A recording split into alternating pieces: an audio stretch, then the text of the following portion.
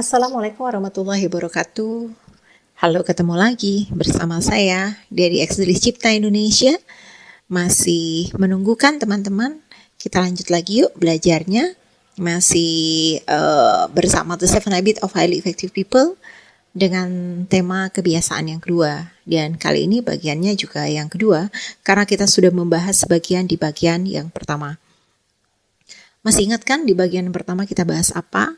Ujung dari bagian pertama kita telah membahas tentang bahwa ada satu prinsip yang perlu kita ikuti, kita patuhi jika kita ingin menggunakan konsep dasar dalam kehidupan ini mulai dengan tujuan akhir gitu ya. Seperti judulnya di kebiasaan 2. Kalau kita ingin memulai langkah kita dengan tujuan akhir, maka kita perlu mengimplementasikan prinsip yang namanya adalah semua hal diciptakan 2 kali. Seperti di bagian pertama telah dijelaskan bahwa makna daripada penciptaan kita yang 2 kali ini, yang pertama adalah penciptaan apapun, semua hal apapun itu, ya seperti botol minuman, seperti rumah, perlu diciptakan mentalnya dulu, blueprintnya dulu, cetak birunya dulu. Artinya sebelum bikin botol kita berimajinasi. Botol seperti apa yang ingin kita ciptakan, ya kan? Jadi nggak langsung nyetak jadi botol. Tentu dalam rancangan mental kita sudah secara detail tergambar apa yang sebenarnya kita inginkan. Ketika itu sudah jelas semuanya, baru kita ciptakan secara fisik, yaitu terciptalah botol. Dan tentang penciptaan yang kedua, itu adalah fisik tadi ya teman-teman semuanya. Demikian juga ketika kita menciptakan rumah, ingin membuat rumah, tentu secara mental kita ciptakan dulu. Kita buat desainnya, kita buat blueprintnya, cetak birunya seperti apa yang kita inginkan, rumah sederhana, rumah mewah, rumah yang mungkin vintage, atau rumah seperti apa monggo saja. Tapi tentu kita mulai langkah dari penciptaan mental, yaitu penciptaan yang pertama. Nah, sekarang kita bicara tentang diri kita sendiri, yaitu manusia. Bagaimana dengan manusia? Ya, tentu prinsip ini masih saja berlaku bahwa kita perlu menciptakan diri kita secara mental dan baru itu secara fisik.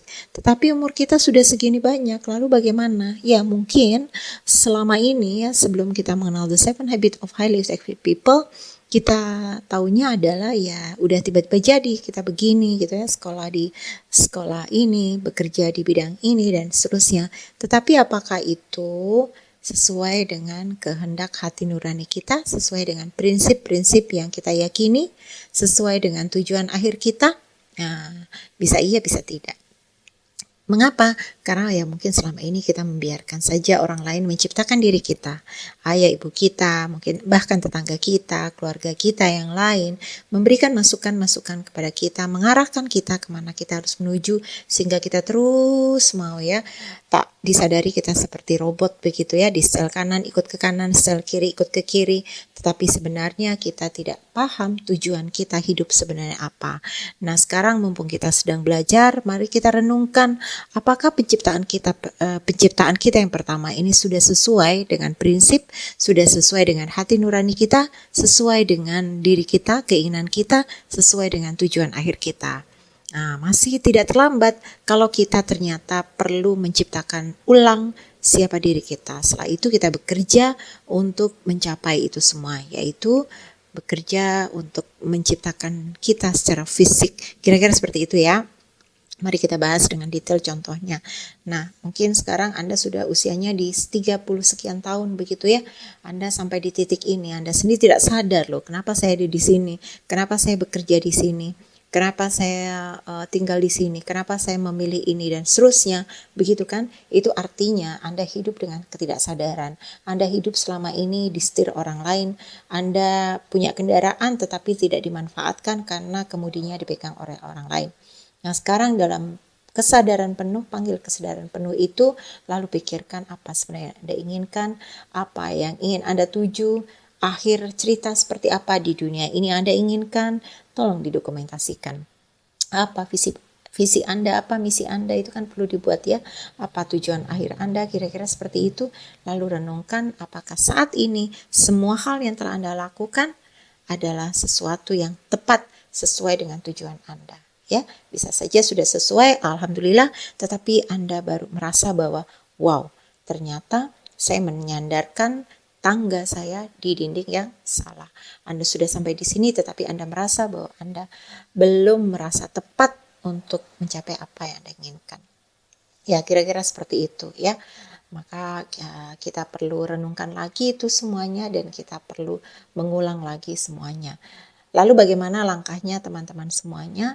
Langkahnya tentu akan dijawab dengan pelajaran-pelajaran berikutnya.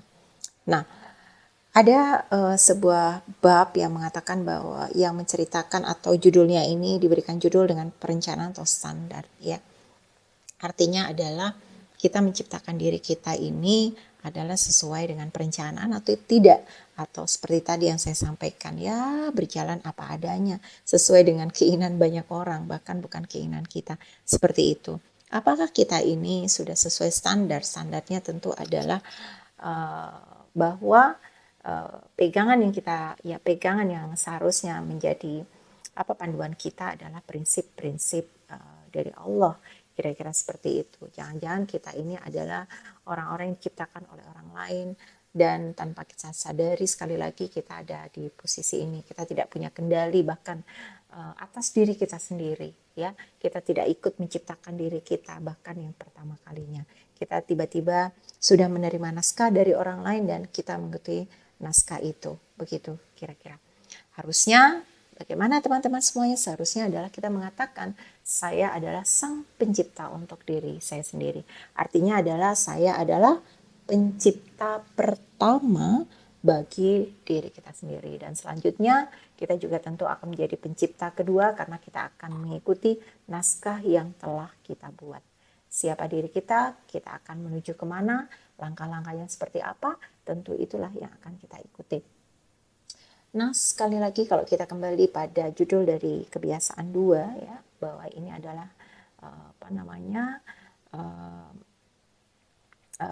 merupakan dasar-dasar dari atau prinsip-prinsip dari kepemimpinan pribadi teman-teman semuanya. Ini sudah menggambarkan bahwa kepemimpinan adalah lebih memberikan arah ya. Tadi ya di mental kan, ketika kita ingin menciptakan diri sendiri kan kita yang mengimajinasikan atau berimajinasi atas apa yang sebenarnya kita ingin capai di masa depan, di ujung akhir dari perjalanan kita hidup. Berarti kita sedang menggunakan bagaimana kita bisa memimpin diri kita sendiri, memberikan arah, bukan bagaimana mengatur. Nah, jadi artinya kalau kita ingat istilah sebagai pemimpin ya, kita kan ada punya 2 istilah, yaitu satu kepemimpinan, yang kedua adalah manajemen. Tentu kalau kita bicara penciptaan pertama adalah tentang kepemimpinan. Bagaimana kita memiliki skill atau kemampuan kita mengarahkan, memberi arah dalam kehidupan kita ini. Setelah kita punya arah, maka kita akan atur atau tata arah itu sesuai dengan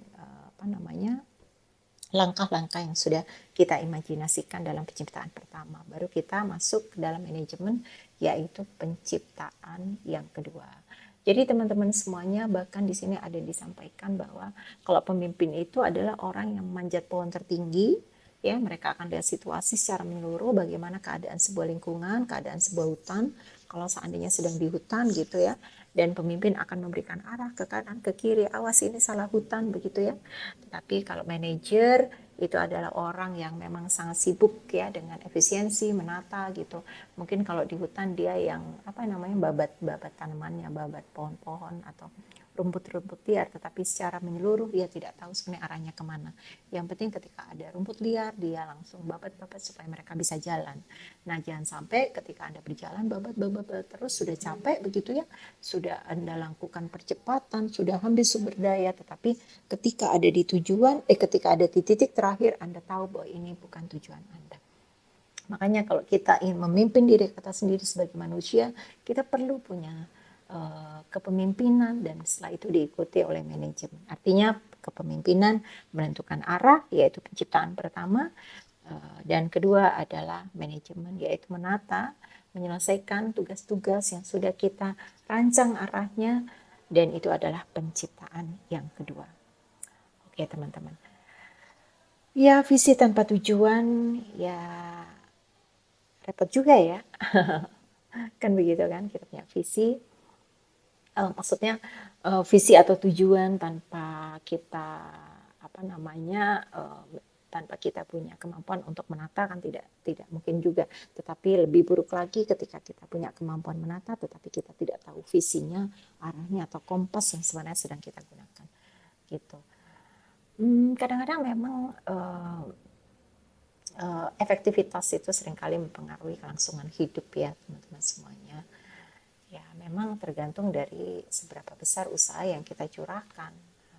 Tetapi apakah kita mencurahkan semua usaha ini di arah yang tepat, di hutan yang tepat gitu kan ya. Itu juga yang terjadi dan Anda perlu pikirkan dalam pekerjaan Anda sehari-hari ketika Anda memang bekerja dalam satu lingkup, misalnya Anda punya toko begitu ya, Anda bekerja sudah mati-matian, sudah lelah gitu ya. Tetapi sampai di titik tengah atau akhir Anda tahu loh kok begini hasilnya. Nah itu berarti ada satu yang keliru dari arah yang Anda gunakan. Artinya Anda tidak menggunakan skill kepemimpinan untuk Anda memiliki arah yang tepat kemana sebenarnya arah Anda mau menuju. Tetapi Anda lebih menggunakan skill daripada manajerial, Anda menata, menyelesaikan, tetapi yang diselesaikan ternyata tidak tepat. Jadi gabungkan keduanya agar ketika Anda bekerja di toko, Anda punya arah. Ini sebenarnya arahnya mau kemana? Kira-kira toko ini mau dibawa kemana? Setelah itu ditata dengan kemampuan kita untuk pengelolaan, yaitu manajemen. Nah, berikutnya di bagian ini yang juga kita pelajari adalah, kalau contoh-contoh Anda bisa pelajari sendiri ya teman-teman semuanya ya. Karena ada contoh-contoh yang juga disajikan oleh Stephen Covey di sini yang juga pasti akan memberikan inspirasi kepada kita, yang mungkin bisa memberikan kita tamparan-tamparan kecil ya ke dalam kesadaran kita gitu. Saya sering seperti itu ketika saya membaca buku, wah ini saya banget dan itu masih salah. Nah makanya momen itulah rasanya akan terjadi nanti kebangkitan kesadaran diri yang akhirnya mengarahkan kita untuk melakukan perubahan-perubahan dan akhirnya mencapai efektivitas pribadi. Untuk kita menjadi pencipta pertama dari kita sendiri ya, nggak apa-apa lah sebelumnya Anda diciptakan oleh orang tua, Anda diciptakan oleh tetangga, oleh teman, pasangan yang dulu, mungkin ya ada teman-teman ya, mungkin Anda punya pasangan-pasangan yang dulu atau teman-teman yang dulu telah ternyata tanpa Anda sadari menciptakan Anda. Tapi ketika saat ini Anda belajar 7 Habit, Anda sadar, oh ini bukan ini gitu kan ya. Ternyata itu bukan ini. Nah, mari kita perbaiki untuk mulai saat ini. Langkah pertama memperbaikinya seperti apa sih teman-teman? Kita perlu menulis ulang naskah kita. Begitu. Mari kita tulis ulang naskah kita untuk kita memiliki misi atau kita bisa menciptakan diri kita sendiri untuk penciptaan pertama. Kira-kira seperti itu. Karena orang yang punya sikap proaktif pasti akan ingat tentang bagaimana kita punya anugerah unik kita ya, yaitu kesadaran diri. Nah, kesadaran ini yang seharusnya mendorong kita untuk menciptakan sebuah perubahan dalam diri kita, menggeser gitu ya. Saya nggak mau menggunakan istilah yang seperti apa, tetapi menggeser yang mungkin sebelumnya keliru menjadi lebih tepat, kira-kira seperti itu. Selain kesadaran diri, kita juga ingat anugerah ketiga, ada tiga anugerah lainnya. Saya akan sebutkan 2, yaitu imajinasi dan nurani. Untuk kita menulis ulang naskah ini sangat cepatnya mohon maaf ya teman-teman. Untuk kita bisa menulis ulang naskah kita, yang kita lakukan selain kesadaran diri adalah mari kita berimajinasi.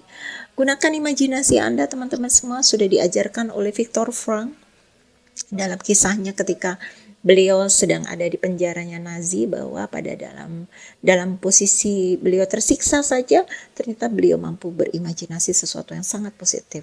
Nah, insya Allah kita tidak sedang ada di dalam tekanan apapun kan, kita sedang tidak ada di penjara ya, entah ya kalau penjara mental atau penjara batin saya nggak tahu, tapi mudah-mudahan tidak ya. Insya Allah saya berjuang untuk tidak ya. Jadi kita punya imajinasi, yuk kita gunakan, imajinasikan, bayangkan hal-hal yang belum terjadi, tapi tentu adalah hal-hal yang positif. Kira-kira Anda mau jadi apa? Kira-kira Anda mau kemana? Kira-kira apa yang bisa Anda lakukan? Dan gunakan hati nurani. Kalau hanya imajinasi saja ya, dengan liarnya kita berimajinasi, mengganggu kehidupan lingkungan orang lain ya, enggak. Mari kita tempelkan anugerah ketiga, yaitu hati nurani, sehingga apa, kita dipagari oleh bagaimana kita bisa mengatur semua imajinasi kita untuk masa depan, tetapi ditempelin dengan hati nurani, begitu kan ya. Nah, lewat imajinasi ini kita dapat visualisasikan bagaimana dua dunia potensi yang belum pernah Anda ciptakan sampai saat ini. Anda mau jadi penyiar? Just do it. Anda mau jadi wartawan yang dengan penuh integritas, penuh kejujuran gitu ya, menyuarakan hak-hak rakyat? Just do it. Anda mau jadi ahli hukum? Silakan ya. Tapi tetap lengketkan hati nurani. Anda mau jadi pengusaha? Silakan. Bagaimana Anda menjadi pengusaha yang tidak menjilat penguasa begitu, itu kan butuh hati nurani. Pengusahanya bagus, tapi kalau hati nuraninya nggak nempel, menjadi apa? Anda mau jadi siapa? Anda mau jadi siapa? Silahkan. Anda mau jadi pasangan yang ideal bagi pasangan, silahkan. Tapi gunakanlah hati nurani. Ya, jadi bagaimana Anda bisa menempatkan imajinasi dan hati nurani ini yang benar-benar kita tunduk pada prinsip-prinsip itu ya. Sekali lagi gunakan potensi Anda. Sekali lagi Viktor Frankl sangat cocok memberikan kita gambaran terhadap apa yang sangat ekstrim telah dia alami. Jadi kita punya contoh yang sangat bold, sangat nyata teman-teman dalam kehidupan di dunia ini. Nggak usah contoh-contoh yang biasa lah, yang sangat bold gitu ya, sehingga kita tidak akan bisa melupakan dari pikiran kita. Nah, teman-teman semuanya, mari kita, kalau Anda punya kertas ya, kayaknya ini sudah pernah kita simulasikan.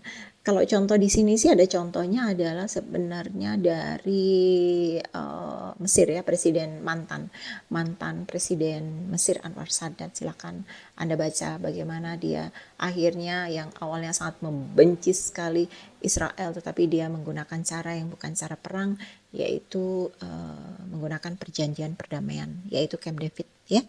Silakan Anda simak, dan kalau bisa jangan sepotong membacanya, karena ini nanti akan jadi sebuah hal yang bisa sensitif bagi yang pro Palestina tentu ya, kita semua yang pro Palestina, karena Anwar Sadat ini kan punya sebuah gerakan, yaitu kalau nggak salah PLO gitu ya. Jadi kalau bacanya lengkap Anda akan punya perspektif yang luas. Tapi intinya di sini yang digambarkan adalah Anwar Sadat ini ya tidak perlulah gitu ya perang, tidak perlu membenci-benci, tetapi bagaimana dia dengan kekuatan internal dia bisa menerima gitu ya apa yang dilakukan Israel, tapi bagaimana bisa akhirnya membuat situasi lebih baik lagi, yaitu dengan perjanjian perdamaian Camp David. Nah, teman-teman semuanya,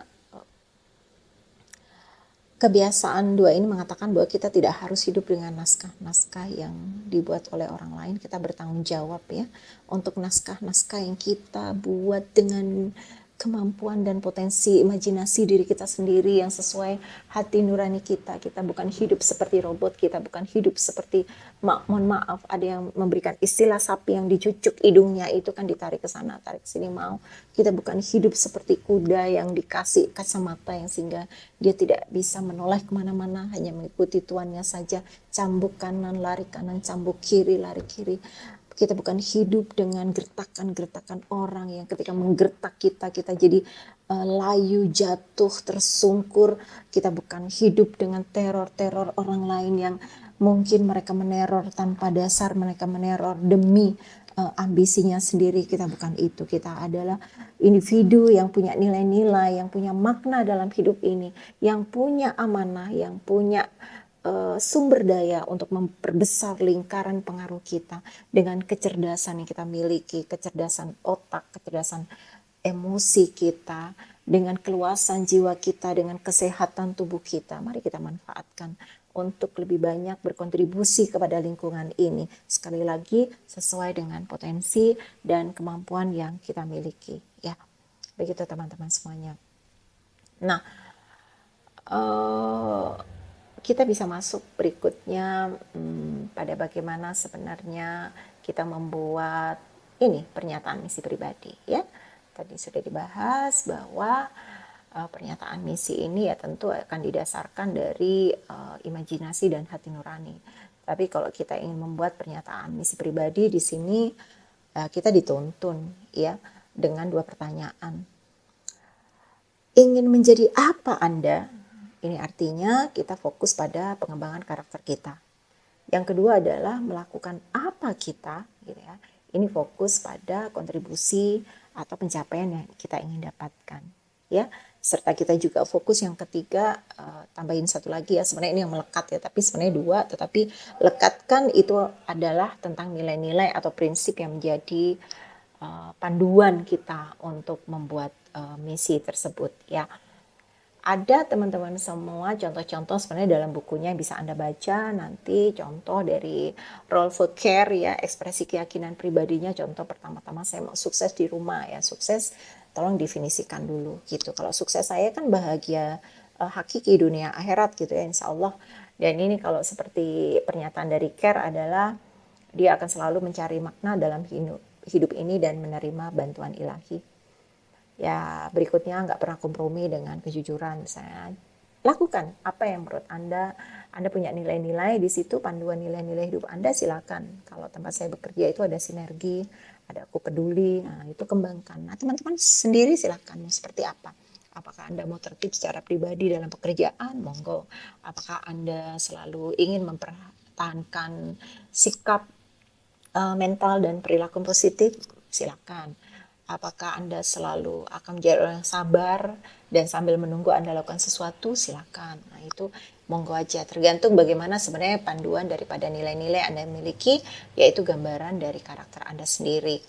Begitu. Ada juga ya di sini contoh-contohnya. Pokoknya baca sendiri teman-teman. Itu akan lebih powerful bagi Anda semuanya untuk bisa Anda punya misi pribadi Anda. Kenapa? Karena dengan misi itu ya tentu kita akhirnya apa teman-teman semuanya bisa menulis ulang naskah kita ya, nggak apa-apa.